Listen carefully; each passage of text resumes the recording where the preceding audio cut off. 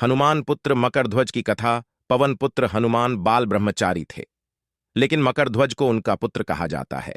यह कथा उसी मकरध्वज की है। वाल्मीकि रामायण के अनुसार लंका जलाते समय आग की तपिश के कारण हनुमान जी को बहुत पसीना आ रहा था।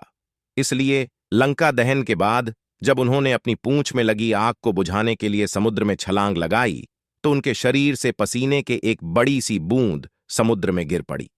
उस समय एक बड़ी मछली ने भोजन समझ वह बूंद निगल ली।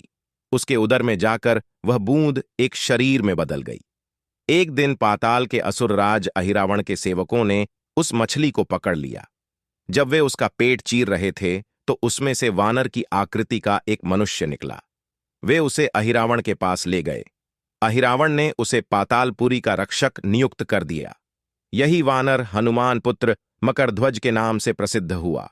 जब राम रावण युद्ध हो रहा था, तब रावण की आज्ञानुसार अहिरावण राम लक्ष्मण का अपहरण कर उन्हें पातालपुरी ले गया। उनके अपहरण से वानर सेना भयभीत व शोकाकुल हो गई, लेकिन विभीषण ने यह भेद हनुमान के समक्ष प्रकट कर दिया।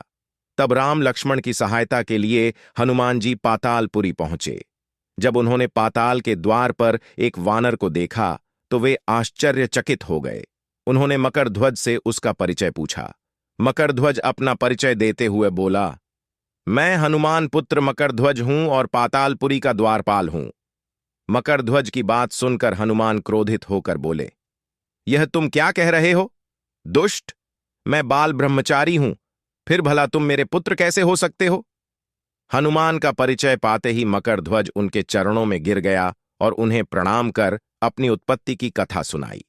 हनुमान जी ने भी मान लिया कि वह उनका ही पुत्र है, लेकिन यह कहकर कि वे अभी अपने श्री राम और लक्ष्मण को लेने आए हैं, जैसे ही द्वार की ओर बढ़े, वैसे ही मकरध्वज उनका मार्ग रोकते हुए बोला, पिताश्री, यह सत्य है कि मैं आपका पुत्र हूं, लेकिन अभी मैं अपने स्वामी की सेवा में हूं, इसलिए आप अंदर नहीं जा सकते। हनुमान ने मकरध्वज को अनेक प्रकार से समझाने का प्रयास किया, किंतु वह द्वार से नहीं हटा।